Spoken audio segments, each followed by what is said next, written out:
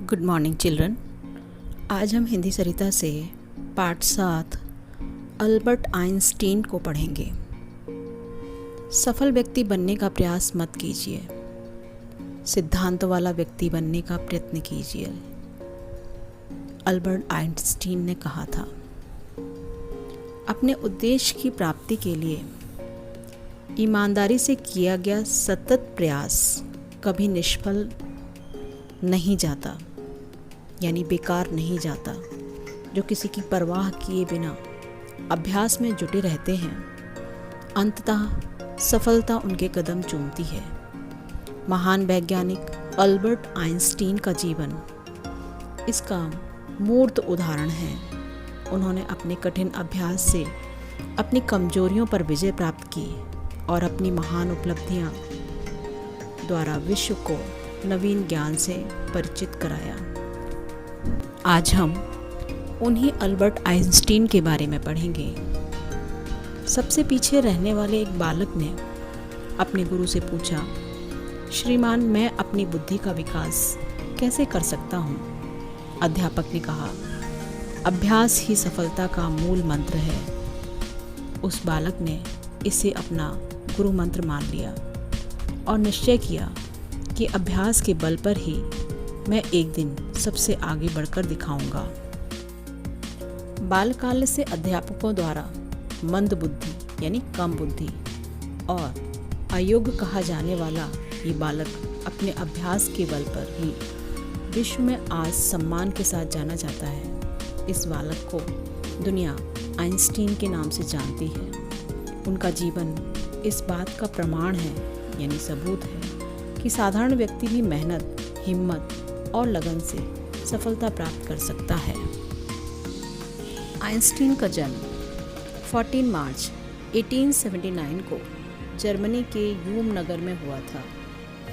बचपन में उन्हें अपनी मंद बुद्धि बहुत अखरती थी, यानी उन्हें खराब लगता था, बुरा लगता था। आगे बढ़ने की चाह हमेशा उन पर हावी रहती थी। पढ़ने में मन नहीं लगता था, फिर भी किताब हाथ से नहीं छोड़ते थे। मन को समझाते और वापस पढ़ने लगते। कुछ ही समय में अभ्यास का सकारात्मक परिणाम दिखाई देने लगा। शिक्षक भी इस विकास से दंग रह गए। गुरुमंत्र के आधार पर आइंस्टीन अपनी विद्या संपदा यानी विद्या रूपी संपत्ति को बढ़ाने में सफल रहे। आगे चलकर उन्होंने अध्ययन के लिए गणित जैसे जटिल यानी कठिन विषय को चुना। उनकी योग्यता का असर इस तरह हुआ कि जब कोई सवाल अध्यापक हल नहीं कर पाते तो वे आइंस्टीन की मदद लेते थे। यानी अध्यापक द्वारा कहा गया कथन, अभ्यास ही सफलता का मूल मंत्र है। इस मंत्र को आइंस्टीन ने अपना मूल मंत्र बना लिया। बचपन में उन्होंने अपनी मन बुद्धि बहुत अकड़ती थी।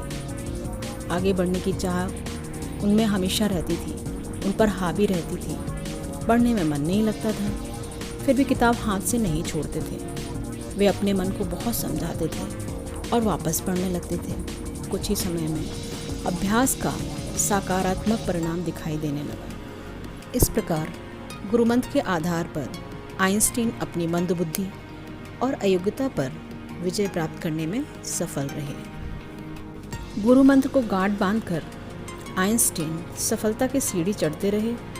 आर्थिक स्थिति कमज़ोर होने की वजह से आगे की पढ़ाई में थोड़ी समस्या हुई, परंतु लगन के पक्के आइंस्टीन को ये समस्या निराश न कर सकी।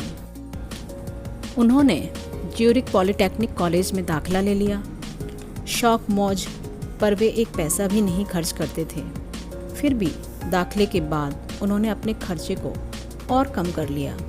उनकी मितव्ययता मीन्स कम खर्च करना नीचे दिए प्रसंग से साफ झलकती है।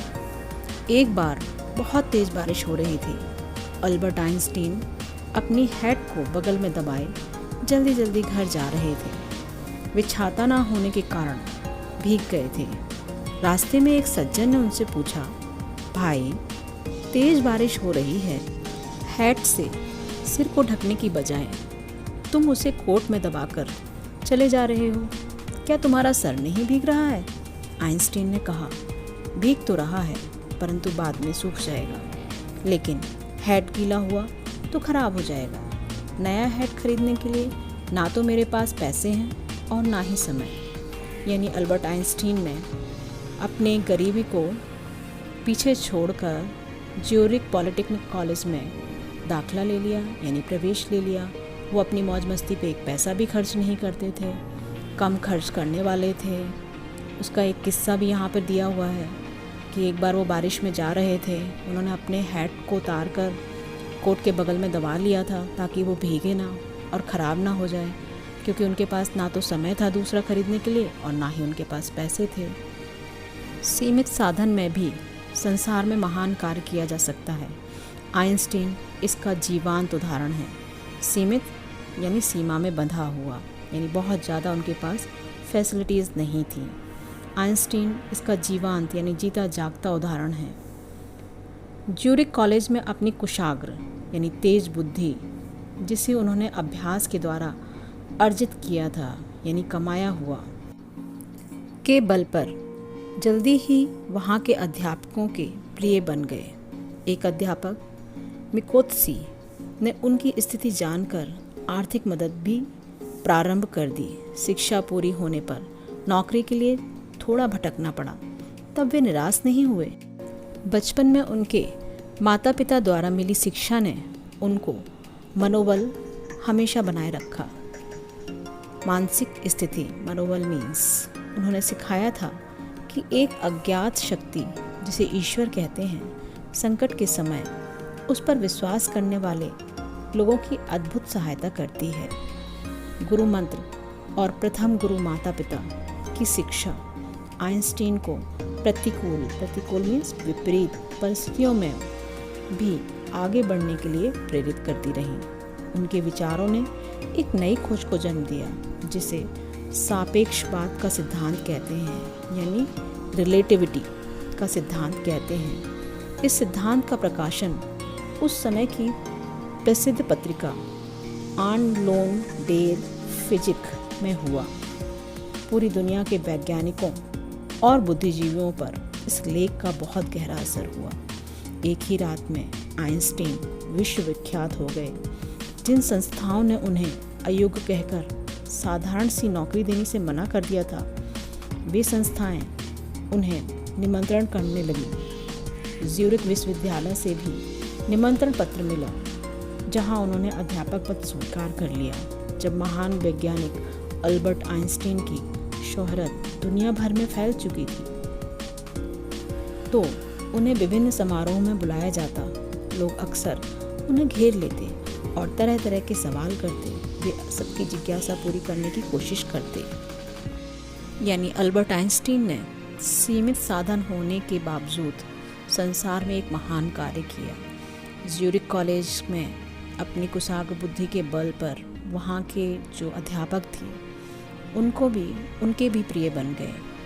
उन्होंने शिक्षा पूरी की और उनको नौकरी के लिए कुछ समय भटकना पड़ा, लेकिन उन्होंने अपना मनोबल बनाए रखा। वे निराश नहीं हुए। एक अज्ञात शक्ति जिसे ईश्वर कहते हैं, जो उनके माता पिता ने दी थी, कि संकट के समय उस पर विश्वास करने वाले लोग, जो एक शक्ति है, लोगों की अद्भुत सहायता करती है।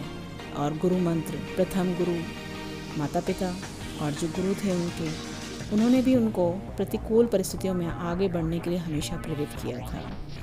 और उन्होंने एक सापेक्षवाद का सिद्धांत दिया, जिससे वे रातों रात स्टार बन गए, यानी विश्वविख्यात हो गए।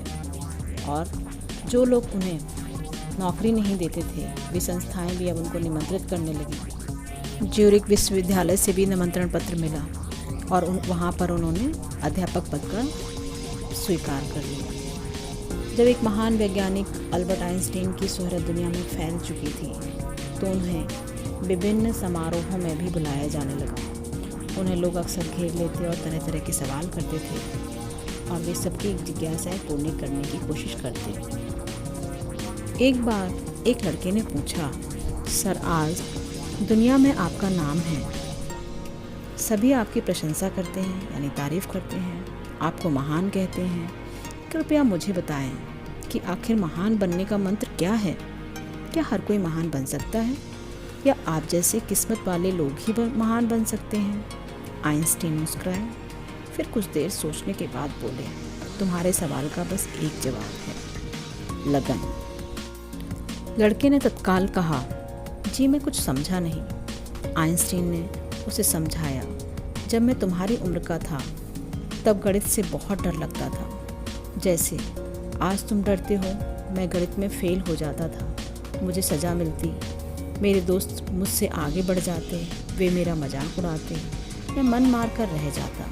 एक दिन मैंने सोचा कि कहीं मुझ में कोई कमी तो नहीं है, फिर मैं गणित से क्यों घबराता हूँ। बस उस दिन के बाद मैं गणित के सवाल हल करने लगा। बार बार असफल हुआ, दोस्तों ने मजाक का पात्र बना, पर मुझ में एक ही लगन थी कि गणित पर अधिकार करके रहूँगा। इसी लगन का फल है कि आज मेरे सिद्धांतों को लोग अपनाते हैं। फिर मैंने विज्ञान में भी काम करना शुरू किया। मेरा काम सबके सामने है, लगन ही मेरा मूल मंत्र है। तुम भी इसे कभी मत छोड़ना। लड़का आइंस्टीन के प्रति आभार व्यक्त करके लौट गया। एक बार एक लड़के ने आइंस्टीन से पूछा, सर आज दुनिया भर में आपका नाम है, सभी आपकी तारीफ करते हैं, आपको सब महान कहते हैं, कृपया मुझे भी महान बनने का मंत्र बताइए ताकि मैं आपकी तरह महान और किस्मत वाला बन जाऊं। आइंस्टीन मुस्कुराए, फिर कुछ देर सोचने के बाद बोले, तुम्हारे सवाल का बस एक जवाब है, लगन। लड़के ने तत्काल कहा, यानी उसी समय कहा, जी मैं समझा नहीं। आइंस्टीन ने उसे समझाया कि जब मैं तुम्हारी उम्र का था तो मुझे गणित से बहुत डर लगता था, मैं गणित में फेल हो जाता था और मुझे सज़ा मिलती थी, मेरे सभी दोस्त जो हैं वो आगे बढ़ जाते और वे मेरा मजाक भी उड़ाते थे, और मैं मन मार कर ये सोच कर रह जाता था कि मुझ में कोई कमी है। फिर मैं गणित से क्यों घबराता हूँ। बस उस दिन के बाद मैं गणित में सवाल हल करने लगा। बार बार असफल हुआ, दोस्तों ने मजाक का पात्र बनाया, पर मुझ में लगन थी कि मैं गणित पर अधिकार पाकर ही रहूँगा। इसी लगन का फल है कि आज लोग मेरे सिद्धांतों को अपनाते हैं। फिर मैंने विज्ञान में भी काम करना शुरू किया। मेरा काम सबके सामने है, लगन ही मेरा मूल मंत्र है, तुम भी इसे कभी मत छोड़ना। लड़का आइंस्टीन के प्रति आभार व्यक्त करके चला गया।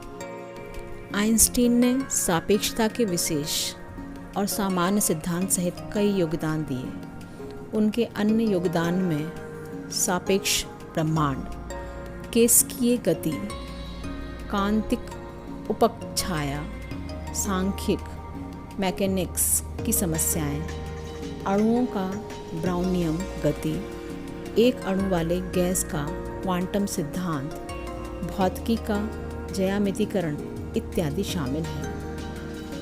सन 1919 में इंग्लैंड की रॉयल सोसाइटी ने भी सभी शोधों को सत्य घोषित कर दिया। जर्मनी में जब हिटलर शाही का युग आया तो इसका प्रकोप यानी अत्यधिक क्रोध आइंस्टीन पर भी हुआ, और यहूदी होने के नाते उन्हें जर्मनी छोड़कर अमेरिका के न्यू जर्सी में जाकर रहना पड़ा। वहाँ के प्रिस्टन कॉलेज में अंत समय तक अपनी सेवाएं देते रहे और 18 अप्रैल 1988 को स्वर्ग सिधार गए। ईश्वर के प्रति उनकी अगाध आस्था और प्राथमिक पाठशाला में अध्यापक द्वारा प्राप्त गुरु मंत्र को उन्होंने सिद्ध कर दिया। उनका जीवन मानव जाति की चिर संपदा बन गया। उनकी महान विशेषताओं को संसार कभी भी भुला नहीं सकता। यानी अल्बर्ट आइंस्टीन ने सापेक्षता के सिद्धांत के अलावा और भी कई योगदान दिए हैं। सापेक्ष ब्रह्मांड, केस्कीय गति, क्रांतिक उपछाया, सांख्यिक मैकेनिक्स की समस्याएं, अणुओं का ब्राउनियम गति, एक अणु वाले गैस का क्वांटम सिद्धांत, भौतिकी का ज्यामितीकरण इत्यादि शामिल हैं। सन 1919 में इंग्लैंड की रॉयल सोसाइटी ने इन सभी शोधों को सत्य घोषित कर दिया था। जर्मनी में जब हिटलर शाही का युग आया तो इसका असर आइंस्टीन पर भी हुआ। यहूदी होने के नाते उन्हें जर्मनी छोड़कर अमेरिका के न्यू जर्सी में जाकर रहना पड़ा। वहाँ के प्रेस्टन कॉलेज में उन्होंने अंत तक अपनी सेवाएं दी और 18 अप्रैल 1988 में वे स्वर्ग को सिधार गए। ईश्वर के प्रति उनकी अगाध आस्था और प्राथमिक पाठशाला के अध्यापक द्वारा प्राप्त गुरु मंत्र को उन्होंने सिद्ध कर दिया। उनका जीवन मानव जाति की चिर संपदा बन गया। उनकी महान विशेषताओं को संसार कभी भुला नहीं सकता। बच्चों, इस कहानी से हमें यह शिक्षा मिलती है कि किसी भी कार्य को पूरी लगन और तन्मयता के साथ करना चाहिए। बच्चों, इस पाठ को पुनः दोहराइए।